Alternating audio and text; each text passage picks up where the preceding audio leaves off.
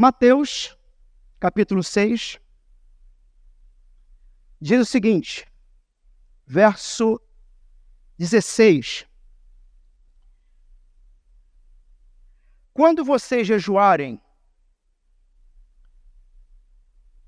não fiquem com uma aparência triste, como os hipócritas, porque desfiguram o rosto a fim de lhes parecer aos outros que estão jejuando.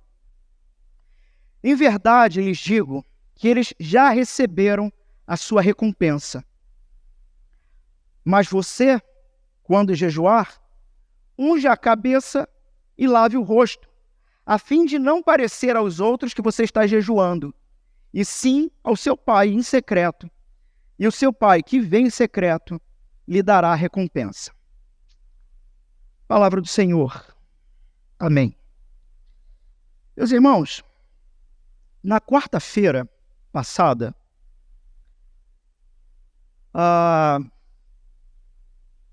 depois do discipulado, foi até com Augusto e Larissa, a gente conversou, né, sobre um monte de coisas, e uma das conversas já, no momento de descontração, falamos sobre saúde, atividade física e tudo mais. Eu saí dali animado, sabia? Saí dali animado. Me lembro que a nossa última refeição naquele dia foi por volta, talvez das 9 da noite, algo assim, né?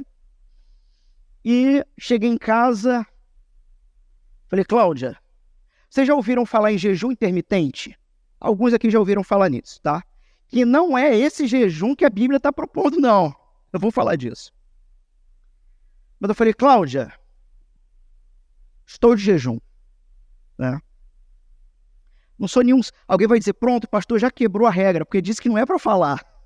Não, mas não era, eu não sou tão espiritual assim. Infelizmente. Era a ideia dessa prática realmente pensando em saúde. E eu falei, olha, minha última refeição foi às 9. Então eu vou até amanhã, vou fazer 8 horas. Vou fazer de 8 a 10 horas de jejum para começar. Para quem conhece isso, sabe mais ou menos como é que é. Irmãos, a última refeição foi às 9. 10 horas, 11 horas, meia-noite. Eu lendo, né, fazendo os preparativos para o sermão e tudo mais, isso na quarta ainda. 00:10, 00:15. Já foram quantas horas? 9, 10, 11, 3 horas e pouquinho. Quando é 00:30, a Cláudia se levanta e vai à cozinha beber água. E ela me pega na cozinha com uma colher de Nutella.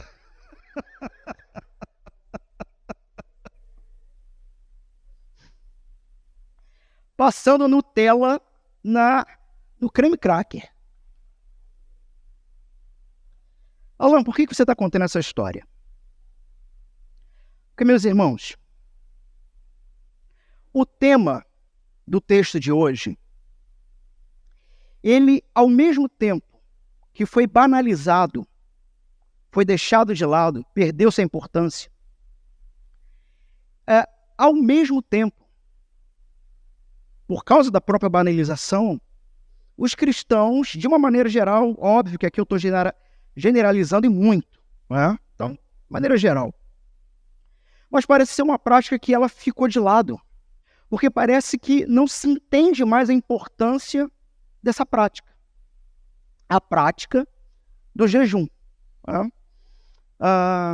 Vivemos hoje uma cultura que ela está constantemente em busca de satisfação. É uma busca constante pelo prazer, pela satisfação. Temos uma grande dificuldade, e assim, as gerações que estão aí e as que virão, eu confesso aos irmãos que eu tenho muita preocupação, para não dizer até dó, misericórdia. Porque cada vez mais a cultura e a geração, ela vai influenciando e empurrando as pessoas a uma busca frenética e constante por satisfação pessoal. O problema é que, na verdade, isso nunca satisfaz. por que isso? E aqui eu lembro de uma frase, uma ideia de um autor chamado C.S. Lewis, aquele que escreveu Crônicas de Nárnia. Tem um filme aí para quem não conhece, onde ele vai dizer o seguinte: se há alguma coisa no meu ser que nada nesse mundo consegue satisfazer, eu só consigo chegar a uma conclusão: eu não fui feito para esse mundo. Essa é a questão. Homens e mulheres que são influenciados pela própria cultura, e ora, do que se trata a cultura? O apóstolo Paulo vai discorrer isso depois lá na frente em outros textos, né? Mas uma cultura que ela é formada por homens e mulheres que amam o pecado e que vão construir tudo ao seu redor para facilitar as práticas do pecado. E pense por um instante, qual é o pior pecado que um ser humano pode fazer, pode realizar? Você pode pensar no que for. Só que sempre o que você pensou vai ser menor, porque o pior, o maior, é o fato de que a humanidade não ama Deus. E, consequentemente, não ama o próximo. E porque não ama Deus e não ama o próximo, pronto. Se perde nos potes de Nutella da vida. Não consegue se segurar 3 horas. Não consegue se segurar, talvez, 3 minutos. Sem algum tipo de pensamento que não agrada a Deus rodear e passar pela mente. Né? Tem um autor chamado Richard Foster. Eu não sei se eu tenho um slide dessa minha fala. Quem tiver aí atrás depois, se tiver, é só jogar aí. Mas o Richard Foster, ele vai dizer o seguinte: é um autor cristão, vários livros, em uma cultura onde a paisagem está pontilhada de restaurantes de todos os tipos. Tem aí, não? Tá bom. Pontilhada, a próximo slide é uma pirâmide, não é? Fiquem tranquilos, irmãos, não vai ter nenhum. Vocês vão entender. Nada esotérico aqui, mas vocês vão entender. Então, em uma cultura onde a paisagem está pontilhada de restaurantes de todos os tipos, o jejum parece fora de lugar, fora de passo com o tempo. Com efeito, o jejum tem estado, em geral, desacreditado ou em descrédito, tanto dentro da igreja como fora da igreja, e por muitos anos. Eu achei brilhante essa percepção dele. Essa percepção, de novo, do fast food, da comida rápida. E assim, mas pastor, por que o senhor está falando tanto de comida? Não sei quantos aqui conhecem, agora sim, passa para mim esse slide. Quantos aqui já ouviram falar na pirâmide de Maslow?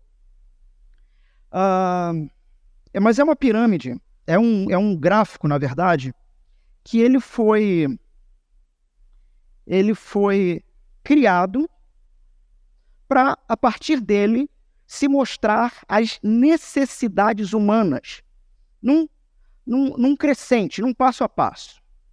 Então, veja o seguinte, pode passar. Nós temos na base, talvez quem está mais atrás não vai conseguir ler, mas eu vou ler para você. Nós temos ali 3, 4, 5 blocos nessa pirâmide. O primeiro bloco está chamado ali de fisiológico, ou necessidades fisiológicas, necessidades básicas para a vida. Depois, segurança. Depois, amor e relacionamento. Depois, estima. E o topo da pirâmide é realização pessoal.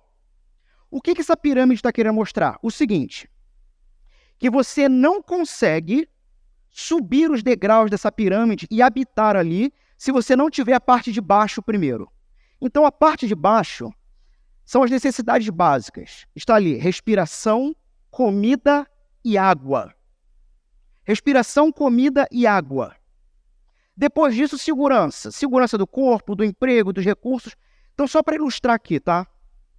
Nós já cansamos de ver a triste cena de moradores de rua dormindo ao relento, né, embaixo de uma marquise, num banco da praça.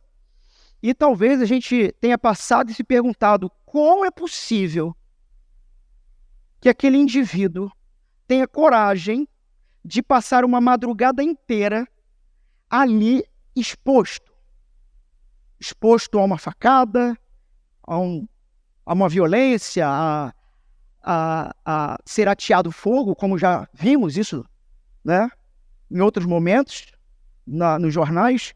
Como é possível o sujeito, anos e anos, estar vivendo naquelas condições?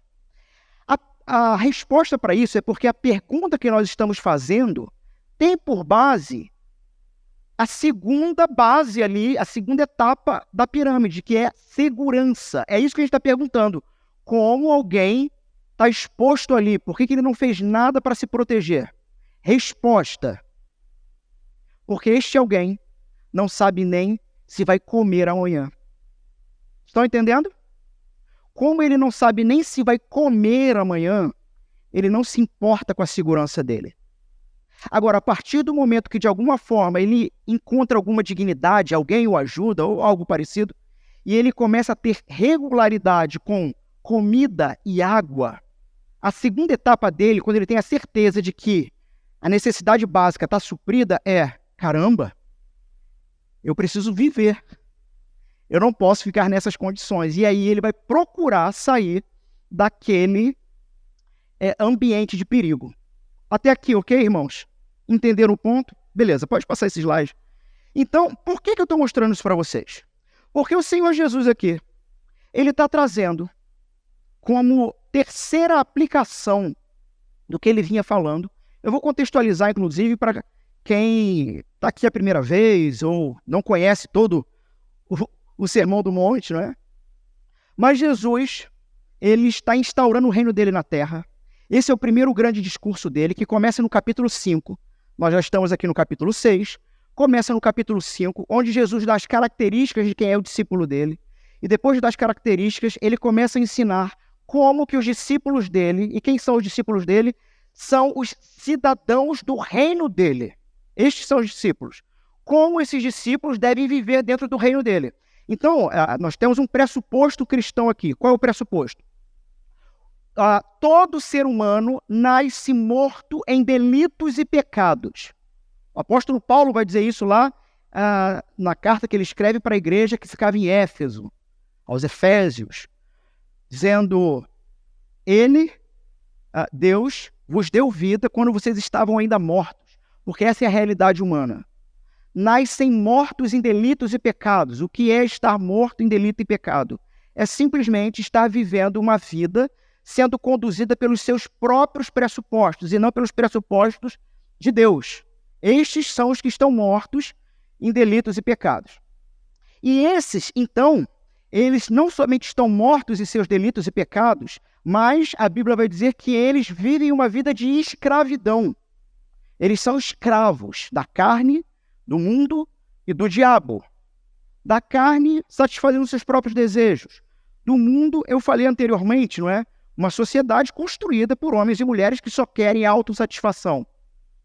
E de Satanás, o diabo, do qual o apóstolo João vai dizer: olha, os que não estão seguros em Cristo não têm Deus por pai, mas o próprio maligno. Satanás é o seu pai. A humanidade, então, se encontra presa a esse sistema, escravizada, onde, de uma maneira geral, podemos chamar, como a Bíblia chama, de o império das trevas.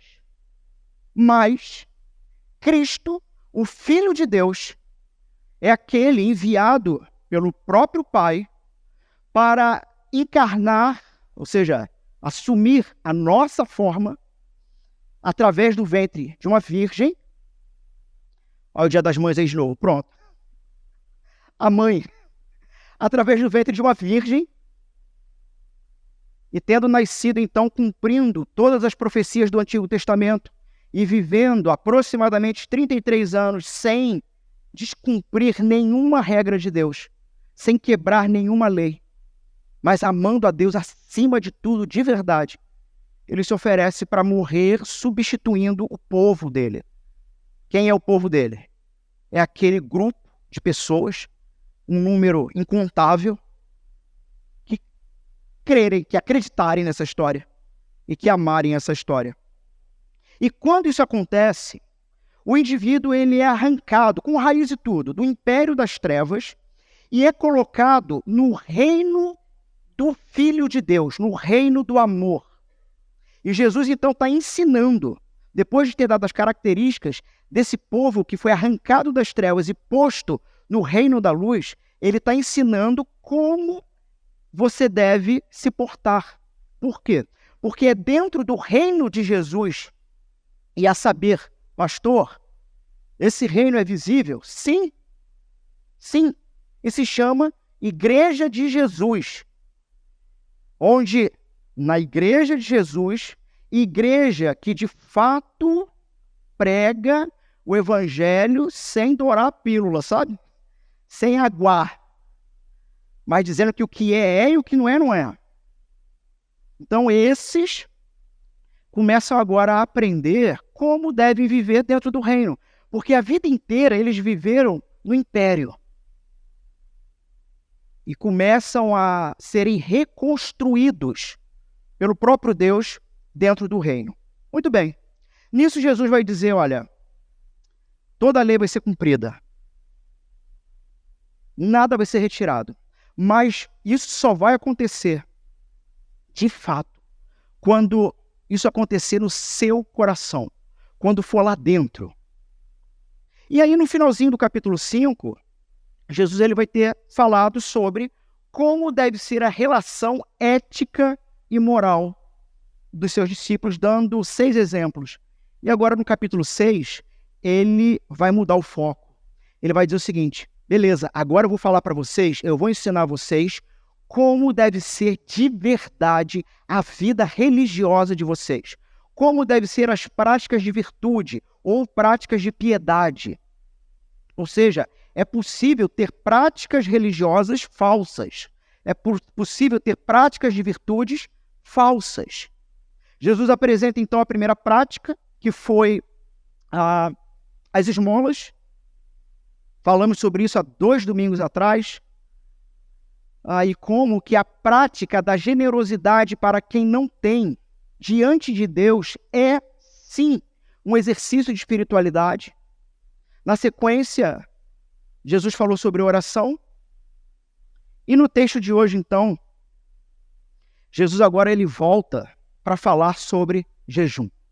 E aí veja o que é interessante. Ele começa falando, ele está falando sobre prática de piedade verdadeira, que agrada a Deus.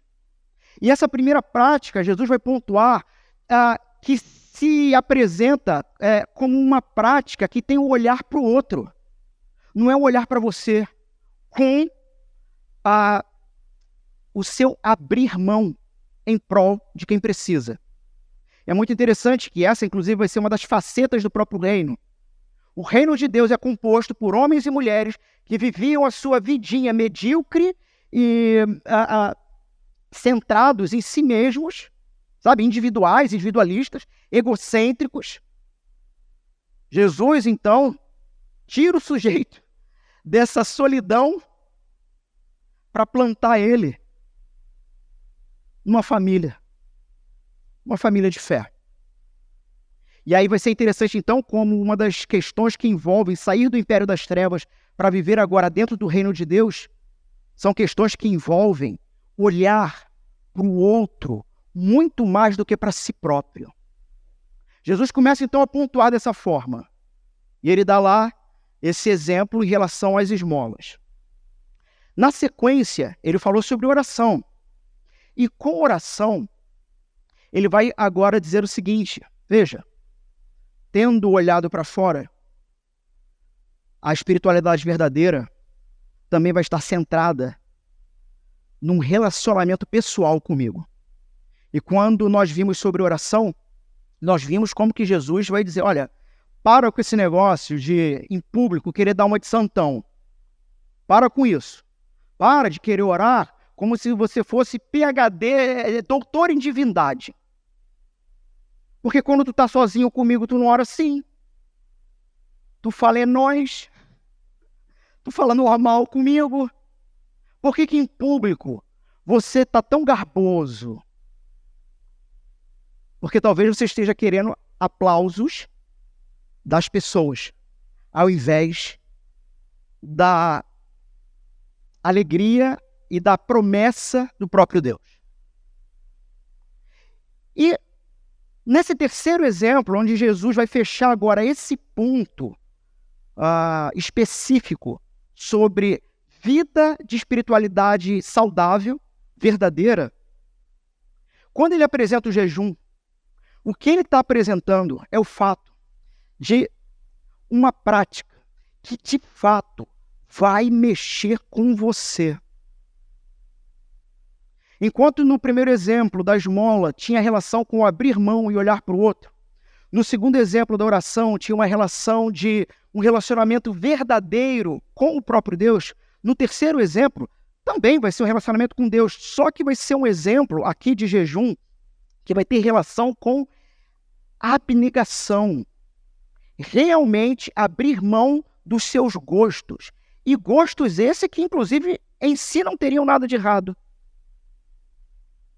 E talvez uma das palavras-chave que corre todo esse texto, do verso 1 do capítulo 6 até aqui o verso 18, é quando se fala sobre o secreto.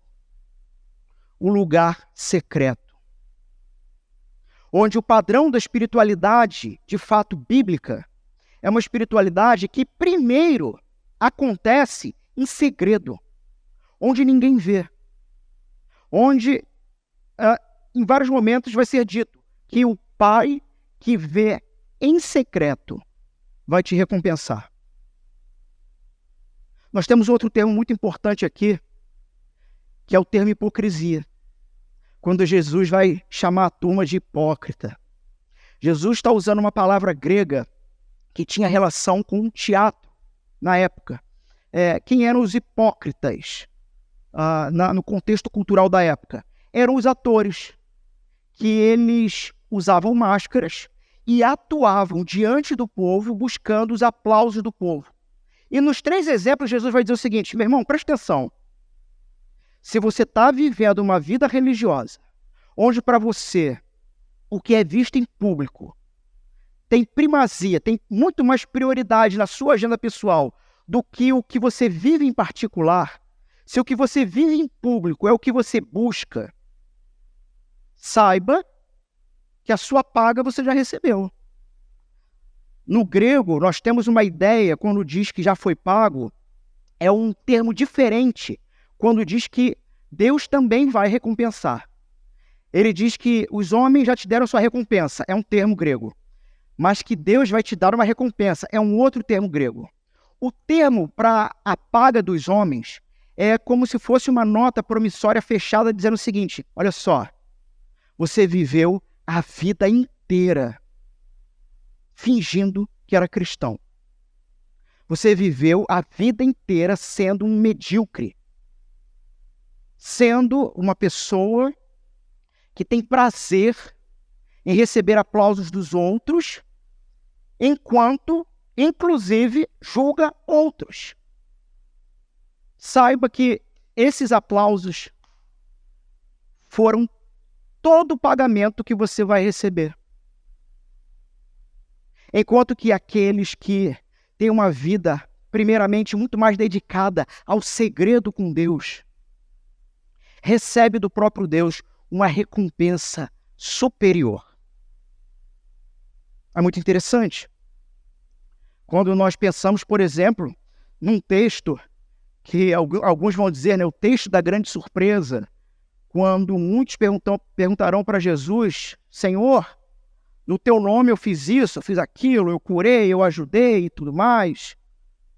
E Jesus não desmente o cara, não. Ou seja, o cara fez mesmo. A coisa aconteceu mesmo. Sabe? Pessoas que confiam a sua própria fé porque supostamente começaram a falar língua estranha. E o cara acha que é salvo por isso. Que a garantia dele é essa. Não, olha, eu estou seguro com Deus porque eu tenho um dom espiritual extraordinário. Olha, como é que fica o texto da grande surpresa? Porque Jesus vai dizer: vocês fizeram mesmo. Só tem um problema. Você nunca quis se relacionar comigo. Você sempre quis o aplauso dos homens. Você sempre quis se sentir superior a todos que estivessem ao seu redor. Você sempre quis poder dizer que eu te favoreço. Aparte-se de mim eternamente para o lago de fogo. Então, nós temos aqui todo esse contexto. O ministério de Jesus aqui em Mateus está só começando. Está só começando. E Jesus está vindo com tudo aqui. Né? Para quem pegou o Sermão do Monte, desde o início até aqui, vira e mexe, eu falo para vocês que eu me assusto porque vocês ainda voltam para essa igreja. Né?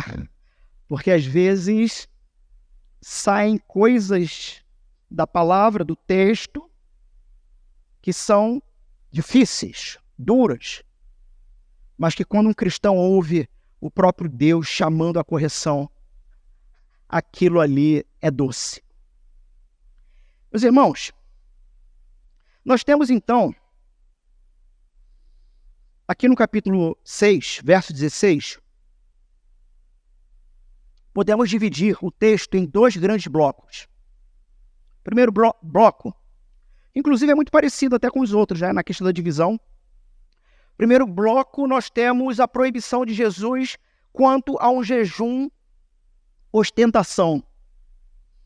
Quando eu coloquei esse nome aqui, eu lembrei daqueles rappers paulistas, aqueles cordões de ouro, ostentação. Tem, infelizmente, cristãos ostentação também. Então Jesus ele vai proibir o jejum ostentação. Verso 16. Onde, na parte A do verso, Jesus vai dar uma advertência.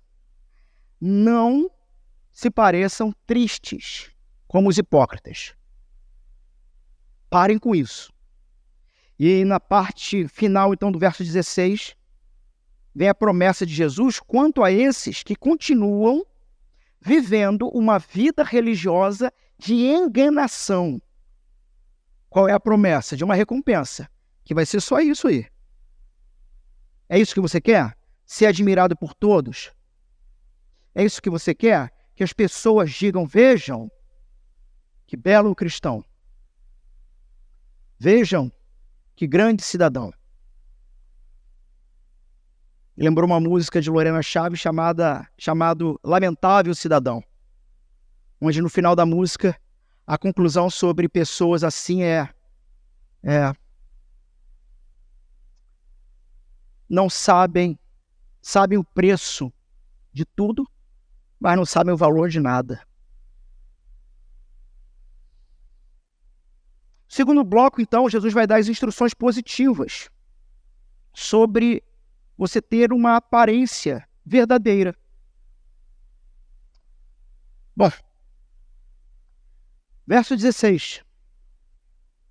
Quando vocês jejuarem, não fiquem com uma aparência triste, como os hipócritas.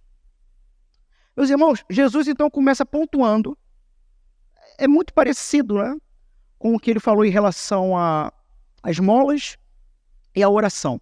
Mas o tema agora é jejum. Nós temos um contexto em que você tem vários e vários tipos de jejuns dentro da religião judaica da época.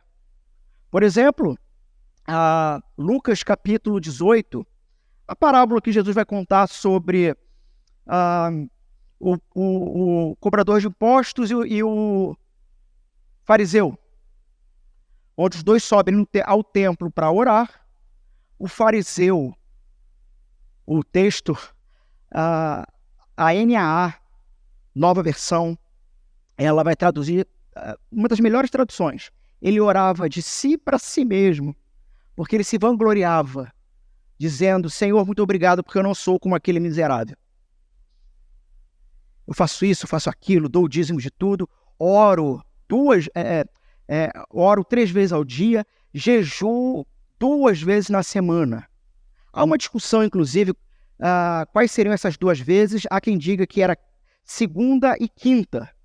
E olha a loucura da coisa, irmãos, isso é documento judaico. Um grupo vai dizer que era segunda e quinta.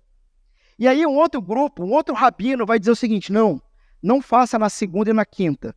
Faça, eu acho que era terça e sexta, porque é o dia que os hipócritas não fazem. Quer dizer, caiu no mesmo problema. Mas o fato é que havia então essa cultura de muitos jejuns. Inclusive, você tem essas práticas no Antigo Testamento, você tem várias orientações sobre isso, sobre como fazer isso, ou o motivo para se fazer isso. Um dos motivos que se fazia é um autor, eu já apresentei ele aqui em outro momento, Charles, não vou lembrar o sobrenome dele, que é um camarada que ele é referência nos estudos do Sermão do Monte, já falecido.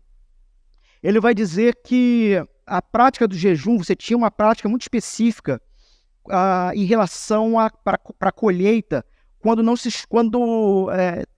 chovia, ou seja, seca, estava seco.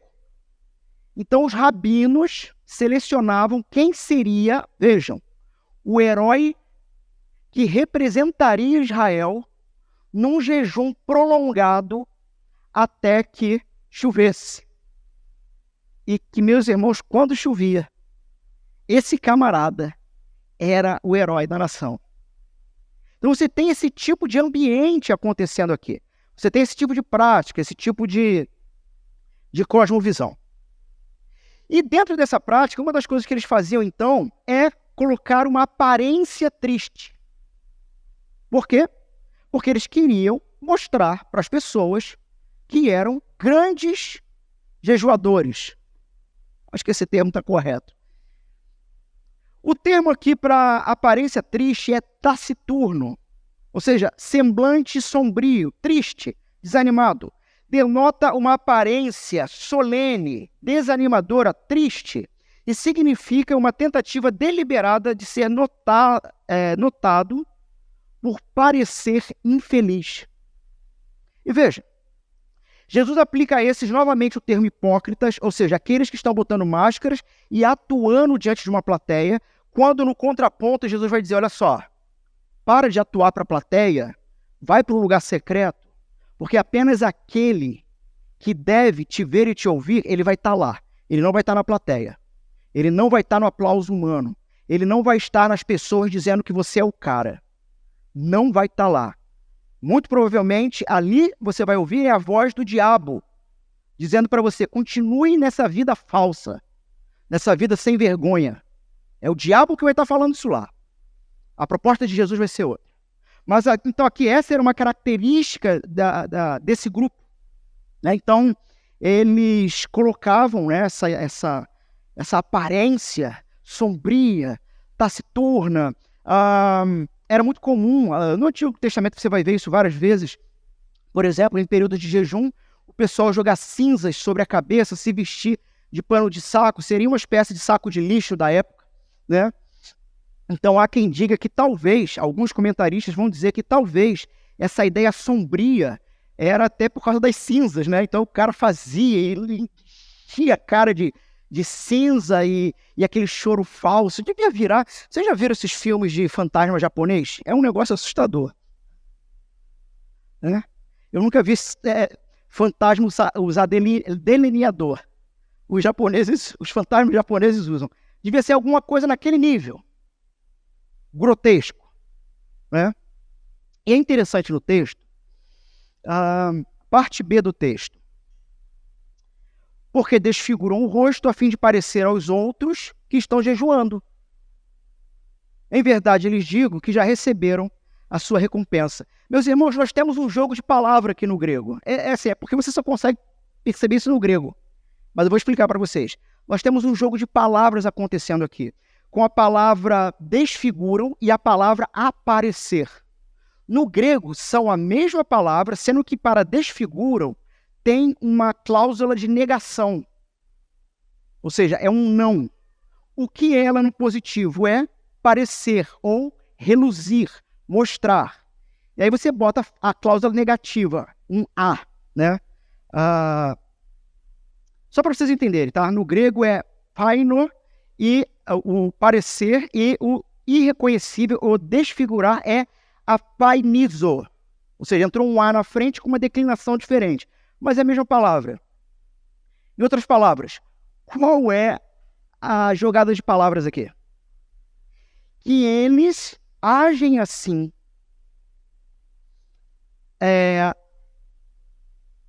escondendo, se tornando irreconhecíveis com o objetivo de serem reconhecidos pelos outros. Entenderam? Eles fazem uma jogada, uma maquiagem para se tornar para ser irreconhecível, para ser reconhecido. O que eles não querem que seja reconhecido? O que eles estão escondendo? Com aquela cara de tristeza, com aquela cara de morte, né? Com a cara bagunçada ali. O que eles estão escondendo? Que na verdade eles não estão tristes. Na verdade eles estão felizes. Porque as pessoas estão os reconhecendo como os grandes homens da fé dos seus dias. Entenderam o jogo de palavras? Tudo bem. Aí Jesus continua. Bom, ele vai dizer, né? Essa admiração que vocês estão ganhando da turma é toda a recompensa que vocês vão ter. Tá? E ele continua, verso 17. Mas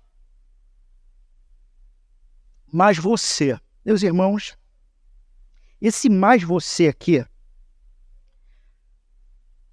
não, no grego não é a mesma ideia daquele tu, porém, de Paulo falando para Timóteo, não é? Não é a mesma frase, mas você tem o mesmo peso. É como Jesus dizendo o seguinte, eu estou instruindo a vocês não agirem como eles. Tu, porém, ou seja, mais você tem um peso aqui. Você, no entanto, que é discípulo de fato de Jesus, diferente desse grupo, quando jejuar, e novamente nós temos uma cláusula aqui no grego, onde Jesus, a gente percebe que Jesus, ele não está esperando que um dia você jejue. Jesus não está dizendo se você jejuar. Ele está dizendo quando. Qual é o pressuposto? Novamente, falamos isso até nos outros 2 sermões. Qual é o pressuposto? Os meus discípulos jejuam. E aí vem aquela pergunta que derrota a gente. Qual foi a última vez que você jejuou? Não fale. Porque se falar, você vai cair no erro do texto. Mas é uma pergunta que tem que te perturbar. De vez em quando vocês ouvem eu finalizar o culto orando ao Senhor que perturbe a vida de vocês, não é? Que o Espírito Santo perturbe os acomodados e traga paz e conforto para os desesperados. Então, é uma pergunta que tem que te perturbar. Da mesma forma, quando eu perguntei sobre qual foi a última vez que você deu esmola, pergunto, qual foi a última vez que você, de fato, intencionalmente, se organizou na vida para ter um período de jejum? Bom, esse é o pressuposto de Jesus. Quando você fizer, porque os meus discípulos fazem. Aí talvez alguém pode perguntar, mas espera aí, pastor. Tem alguma coisa aí. Porque teve uma hora, no outro momento, que os discípulos de Jesus foram inquiridos, até pelos próprios discípulos de João Batista. Vem cá. E por outros. Os discípulos de João Batista fazem jejum, o pessoal faz jejum, mas os discípulos de Jesus não fazem jejum. Não faziam ali, não estavam fazendo. E Jesus vai dizer o seguinte, é porque enquanto, e Jesus vai usar uma metáfora aqui, ele vai falar do noivo, onde ele estava, era uma autorreferência, ele estava falando dele. Uma ideia de que ele é o noivo e a igreja, o seu povo é a noiva. Então ele vai dizer, enquanto o noivo estiver presente, não há motivos para jejum.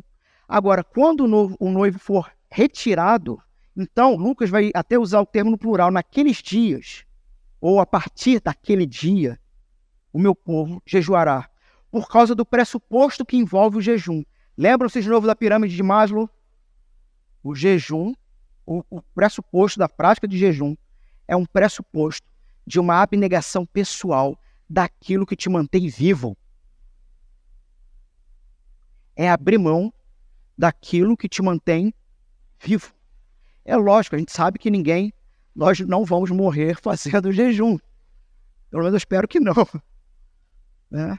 Óbvio também, para quem tem certas condições clínicas de saúde, precisam ser prudentes. Mas esse é o pressuposto. Por quê? Quando você começa a sentir falta... Você já teve falta de ar?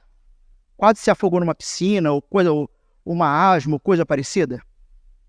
um sentimento de morte, o desespero que aquilo bate. O ar, ele está naquele mesmo pressuposto ali da pirâmide de Maslow. É comida, água e ar. Ou seja, o básico para viver. Qual é a ideia? É que se for tirado de você aquilo que é necessário para a manutenção da tua vida, você vai se desesperar. Mas a proposta de Jesus é: confia em mim. Confia no meu Pai. É a própria resposta de Jesus, inclusive, para Satanás. Irmãos, eu não aguentei 3 horas e meia de jejum. E não era nem para orar. Era para tentar perder 1 quilo. Meus irmãos, 3 horas e meia me bateu um desespero. Às 00:30. Tem um meme daquele humorista, o Whindersson Nunes. Tem um videozinho lá, um meme, que ele passa assim, ele bota uma dentadura, né? Parece que é o próprio capiroto. E ele passa falando assim no ouvido de uma pessoa: atrás da jarra d'água tem bolo. E sai. Atrás da jarra d'água tem bolo. Parece que eu ouvi isso. Tem Nutella na geladeira. Meus irmãos, eu não aguentei. Jesus ficou 40 dias sem comer e sem beber. 40 dias. Com 3 horas eu seria capaz de ir na rua atrás de um pastel. 40 dias. E depois de 40 dias, Satanás se apresenta a ele e fala: vem cá, você é o Filho de Deus. Nós temos uma tradução aí, não é muito boa, que parece que Satanás está questionando se ele é ou não. Mas a ideia original do texto é: sendo você o Filho de Deus, por que você está nessas condições? Vá lá, transforme essas pedras em pães, satisfaça o seu desejo. E Jesus vai dizer então, quem lembra de cor? Nem só de pão, mas que sai da boca de Deus. Jesus, ele estava citando Deuteronômio, um texto em Deuteronômio, um texto em que, naquele contexto de Deuteronômio, o povo estava reclamando, depois de muito tempo já peregrinando, anos já ali, anos e anos, e o povo reclamando, e Moisés vai dizer: olha só, nem a sandália dos pés de vocês foram arrebentadas, os pés de vocês não incharam, vocês foram preservados em tudo, o maná veio do céu. Vocês estão aí reclamando. Vocês têm que entender, isso é Moisés falando lá em Deuteronômio, que nem só de pão vive o homem, mas de fato, ele vive da boca daquele que provê o pão. É daquele que faz nascer o pão da terra. É desse, e a partir disso que nós vivemos. Daquele que provê. E é por isso que Jesus vai citar isso para Satanás. Quando em outro momento também o próprio Cristo vai dizer: a minha comida e a minha bebida é fazer a vontade do Pai que me enviou. Bom, nós temos então ali, nesse contexto, em que o Cristo está ali, essa ideia de que os discípulos, eles não praticavam o jejum, mas que após a morte de Jesus, ressurreição e a ascensão de Jesus, né? De novo, domingo da ascensão, após isso, então, nós vamos ver invariavelmente os discípulos praticando, principalmente quando tinham que tomar decisões difíceis, meus irmãos. Veja, quantos de nós aqui já não tivemos que tomar decisões difíceis nos últimos 3 anos? Você jejuou para isso? Talvez ninguém nunca te orientou. talvez nunca ninguém fez uma exposição bíblica pontuando esse detalhe. Onde, por exemplo, em Atos, os discípulos, apóstolos, jejuaram e oraram para a escolha do novo apóstolo. E decisões difíceis também eram movidas por jejum e oração. Bom, mas você então, quando agir como meu discípulo, quando jejuar, unja a cabeça e lave o rosto. Qual é a ideia aqui? Não faça como eles, que querem aparecer desgrenhado, que querem que as pessoas tenham pena deles, mas ao mesmo tempo os ovacione, os aplaudam. Não, meu irmão. Lava o rosto, penteia o cabelo. A ideia de passar óleo aqui, você tem as altas temperaturas da região, o ar seco. Então você tem essa ideia do óleo para preservar a pele, preservar o couro cabeludo. Além de dar um cheirinho bom também, ou seja, passa um perfume. Passa um perfume. A fim de não, verso 18, a fim de não parecer aos outros que você está jejuando, e sim ao seu pai em secreto. E o seu pai que vem em secreto lhe dará a recompensa. Então, Jesus finaliza aqui esse trecho e esse momento de novo, apresentando a recompensa do próprio Pai. E dizendo o seguinte, veja, alguém pode dizer, mas, Alan, jejuar não é fácil. E não é. Mas então eu tenho que jejuar e sair com a cara feliz? Isso também não seria uma hipocrisia? Isso também não seria um ato hipócrita? Irmãos, novamente, a proposta de Jesus não é fazer você sair com cara feliz. A proposta de Jesus é: pare de viver uma falsa religiosidade que tem por objetivo atrair atenção para si próprio. Estão entendendo o ponto? Não é que você tem que fazer o jejum e sair por aí dando gargalhada e coringar. Não é isso. Mas, inclusive, é uma própria realidade que quem, de fato, pratica a disciplina espiritual do jejum, testemunha que, ao longo do tempo, na medida em que se pratica, se percebe uma alegria interior que não vem de orgulho, mas, de fato, vem desse esvaziamento e desse mortificar da carne em prol de buscar a Deus. Teologia e aplicação. Vê se nós temos um slide aí do Richard Foster. É sensato, pode colocar então, por favor. É sensato reconhecer que a primeira declaração que Jesus fez acerca do jejum tratou das questões de motivos. Usar boas coisas para os nossos próprios fins é sempre sinal de falsa religião. Quão fácil é tomar algo como jejum e tentar usá-lo para conseguir que Deus faça o que desejemos.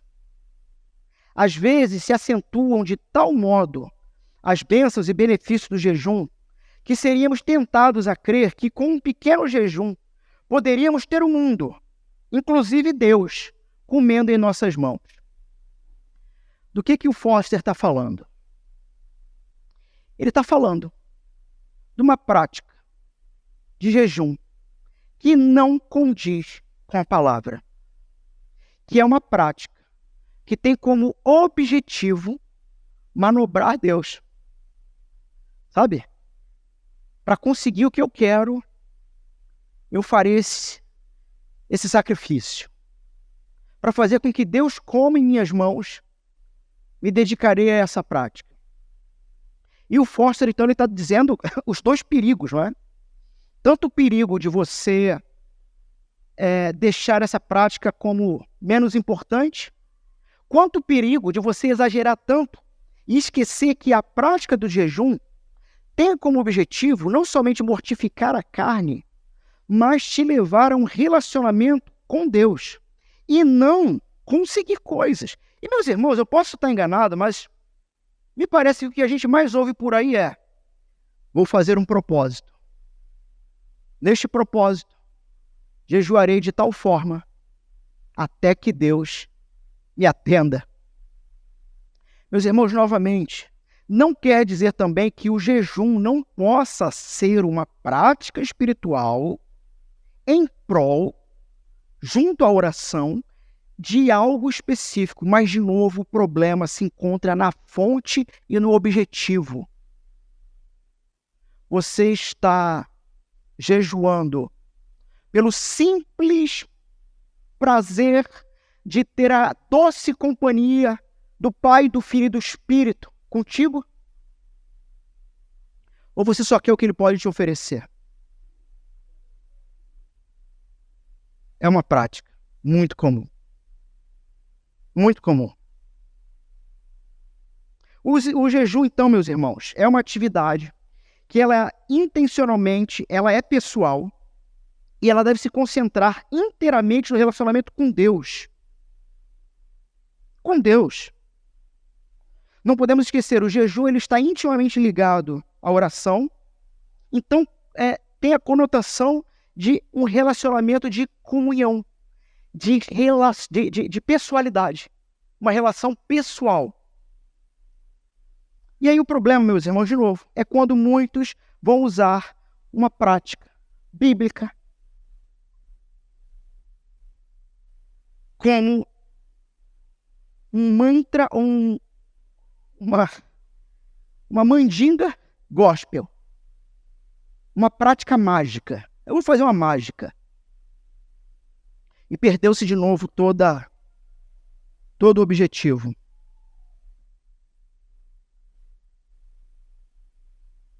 O objetivo, então, do jejum, irmãos.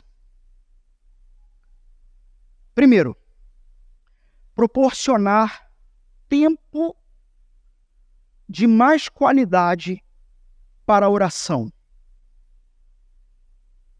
Tem a ver com esse esvaziamento. Talvez você que nunca tenha feito, não sabe bem do que a gente está falando, mas se você começar a praticar, você vai entender isso. E quem já fez, sabe o que a gente está falando. O que é, num primeiro momento, você realmente ter um incômodo profundo, mas ter a firme resolução que faço isso para ensinar para essa minha carne, que é rebelde, a quem eu sirvo e com quem eu vou morar para sempre, com o Senhor que me sustenta pelo poder da palavra dele, e não pelo que eu produzo e como. Então, proporcionar tempo de oração. Segundo objetivo, te ensinar autodisciplina. A gente vem falando isso já há um bom tempo, que parece que no meio, na cristandade, ou no evangelicalismo, se criou uma dicotomia daquilo que é espiritual e daquilo que é físico. Isso não existe. Jesus vai dizer o tempo todo que para o Pai é mais importante, primeiro, muito mais importante, a fonte, o coração, as motivações do que o próprio ato. A motivação sempre é mais importante do que o próprio ato. No entanto, ele espera o ato. Estão me entendendo? Ou seja, a vida cristã não é uma vida que você, uma vez por semana, no domingo, vai para um culto, levanta as mãos, começa a chorar e pronto, agora é crente. Só porque teve uma emoção. Mas vida cristã será uma vida de abnegação. Será uma vida em que você vai precisar decidir abrir mão de certas coisas. E Deus espera isso. Ou seja, não se trata apenas de uma espiritualidade vazia e que não toca nesse mundo, mas de uma espiritualidade que te leva a uma prática, que te leva a uma vida. E a prática do jejum, ela vai te ensinar a ter Disciplina. Pastor, eu não consigo me disciplinar, ter autodisciplina, sei, para aprender inglês, para estudar, para fazer alguma coisa. Meu irmão, você quer ser uma pessoa firme, disciplinada? Comece a se relacionar primeiro com Jesus. Porque passando nesse mundo, pelas provas que esse mundo vai jogar em cima de você, te perseguindo inclusive, porque você ama Jesus, meu irmão, você vai ser capaz de qualquer outra coisa. E aqui eu não estou pregando triunfalismo. Eu estou dizendo que vai ser perseguido. Eu estou dizendo que você vai ser questionado. Então, tempo de oração, autodisciplina. Terceiro objetivo, lembrar ao povo de Deus que nós podemos viver com menos.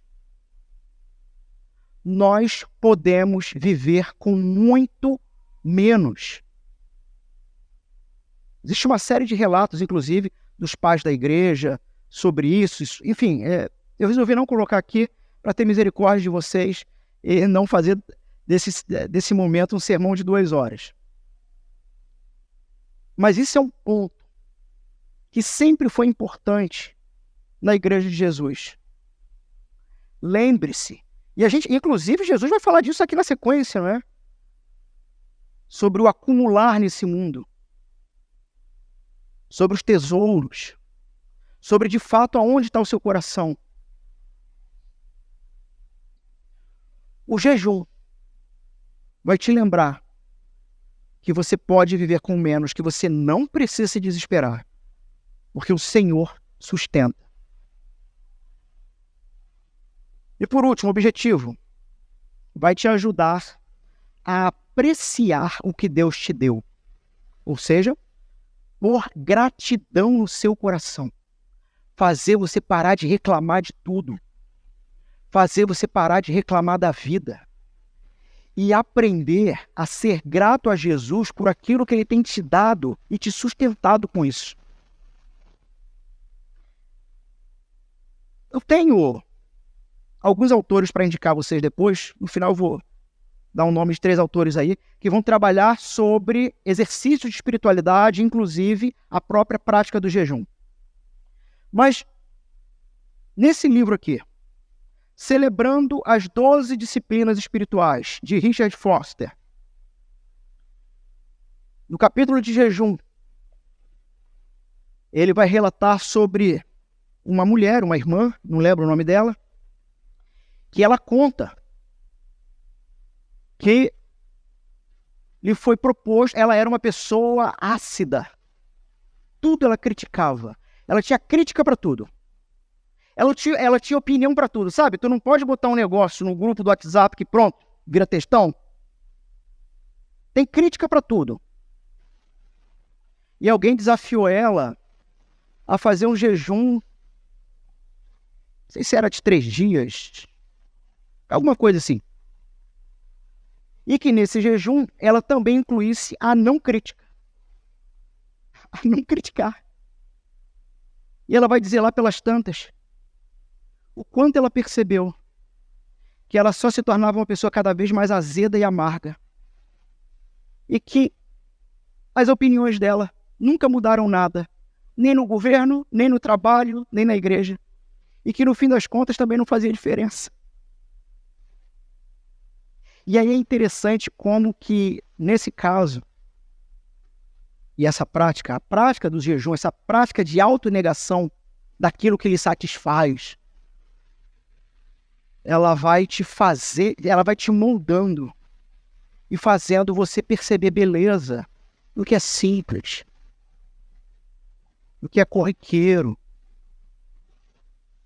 Vai fazer você perceber beleza naquilo que ninguém está ligando.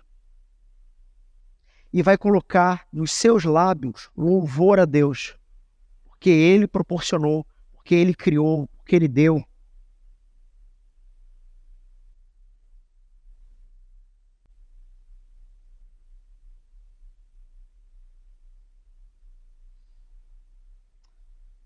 Conclusão. Tô vendo uns irmãos animados aí, né? Porque eu falei conclusão. Mal sabe que tem umas aplicações aqui ainda. Um pouquinho mais práticas, mas vamos caminhar para fechar. Conclusão. O foco de Mateus, no capítulo 5, do verso 21 ao 48, estava em Jesus como o intérprete verdadeiro da lei. Esse era o foco do capítulo anterior. O foco do capítulo 6, do 1 ao 18, está em Jesus como o mestre do culto comunitário. Então, aquele que é autorizado a interpretar a lei e nos ensinar a viver eticamente essa lei, e aquele que nos ensina a, de fato, praticar a religião que agrada a Deus, da forma que agrada a Deus. Agora, tanto um quanto o outro, tanto o capítulo 5 quanto o 6, vou enfatizar uma retidão que deve ser maior do que a dos escribas e dos fariseus. Porque será uma retidão que brota do coração, que te leva a um relacionamento secreto com Deus e te faz ser alguém que pratica o que Deus ama. O jejum é uma disciplina espiritual, assim como a oração e a doação. Todos os três nos lembram de um relacionamento primário, Deus e nós, que nos leva também a olhar para fora de nós. Todos os três, esmolas, oração e jejum, exigem que abramos mão de algo para obter algo melhor, algo que vem de Deus. Umas aplicações práticas.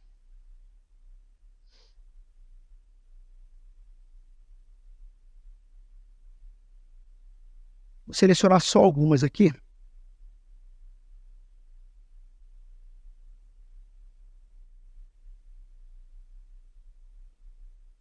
A prática do jejum.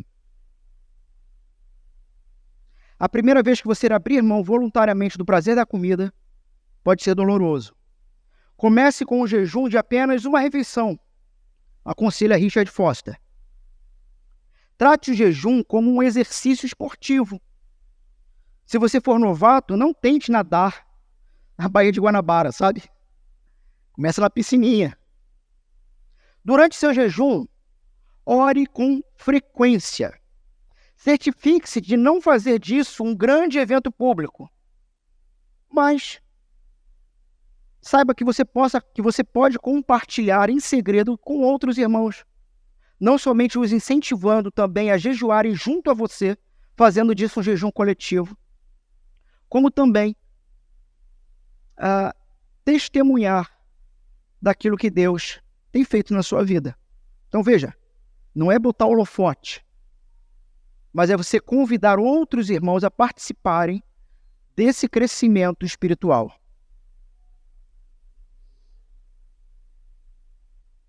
Apenas ore, abra-se para Deus. Diga a Ele o quanto você deseja seu amor e orientação. Leia alguns salmos, refrescando seu coração com o alimento da palavra de Deus. Deixe que seu jejum lhe traga alegria, antes de voltar-se novamente para o alimento de que precisa, para as próximas milhas. Ou seja, busque a alegria do Senhor e no Senhor nessa prática. Eu tenho um slide aí de Dietrich Bonhoeffer. Não sei se seria o próximo. A carne satisfeita não tem prazer na oração e não se mostra disposta ao serviço abnegado. Sabe o que significa isso? Que quando você tornar a disciplina espiritual do jejum uma constante em sua vida, o seu próprio relacionamento com os seus irmãos vai mudar. Porque a sua satisfação não vai estar mais no seu conforto e naquilo que você consome, mas no povo de Deus, nas pessoas que amam Jesus. A carne satisfeita não tem prazer na oração e não se mostra disposta ao serviço abnegado. Então, não programe a não satisfação da carne nesse sentido. Outra aplicação, o jejum pode passar, acho que esse era o último, né? Não?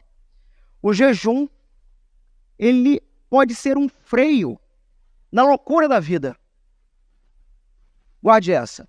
O jejum, a prática do jejum, pode ser um ótimo freio na loucura da vida. A maioria das pessoas que praticam o jejum diria que a palavra lento apresenta uma imagem mais clara dessa disciplina, em contraste com o rápido e com essa vida frenética que a cultura desse mundo tenta nos impor, sabe? Aquele negócio, meu irmão, como é que tá a vida? Tá corrida, pastor? Eu já sei o que eu vou passar a mandar pro cara fazer.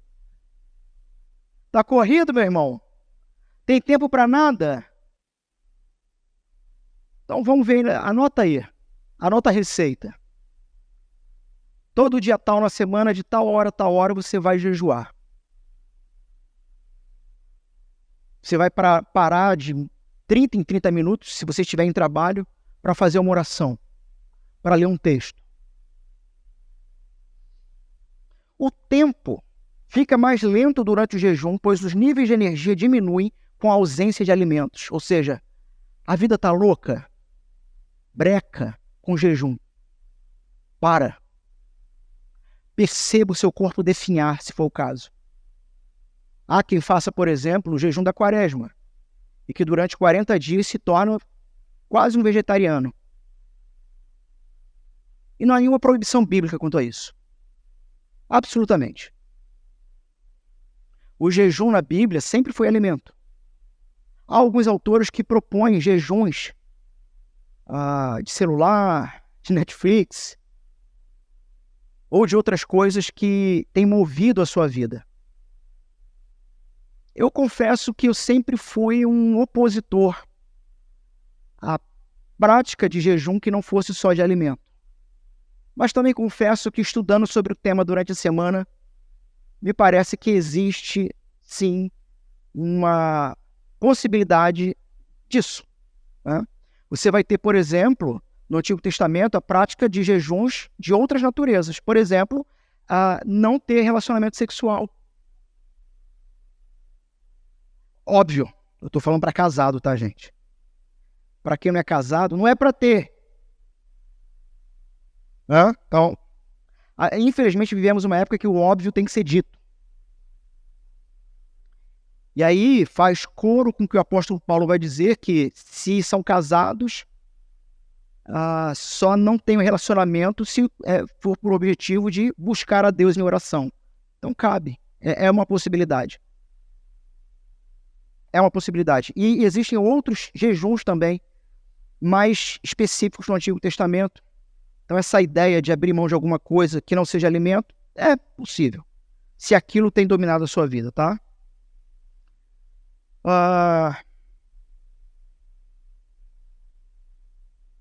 Apenas mais 2, tá bom? Nós temos então, do verso 1 ao verso 18 aqui, um termo que se repete muito: segredo, secreto. O segredo, então eu coloquei assim, o segredo como disciplina fundamental. O segredo. Aí isso é bom também para fofoqueiro, né? Ok? O cara vai ter que aprender a ficar quieto, a guardar segredo. Observe a repetição da palavra secreto.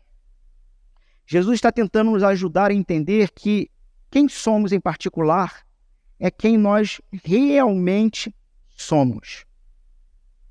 Quem é você quando somente Deus está observando? Como você é quando somente Deus está observando? Essas são perguntas que deveriam te inquietar. Quem é você quando não tem mais ninguém? O que Jesus nos ensina nessa importante passagem do seu discurso é como nos libertamos do jogo da opinião dos outros, porque eu aprendo a disciplina do segredo e de fazer em secreto. Me libertando do que os outros possam vir a pensar sobre mim. E isso é libertador, meus irmãos. Isso é libertador. E aí tem uma fala do Dallas Willard. A disciplina do segredo nos ajuda a sacudir o jugo da opinião humana que aprisiona as nossas almas e os nossos atos. Disciplina é uma atividade dentro da nossa capacidade que nos possibilita fazer algo que não conseguiríamos pelo esforço imediato. Jesus aqui nos conduz à disciplina do segredo. Sabe? Associe tudo isso em prática de jejum e de oração.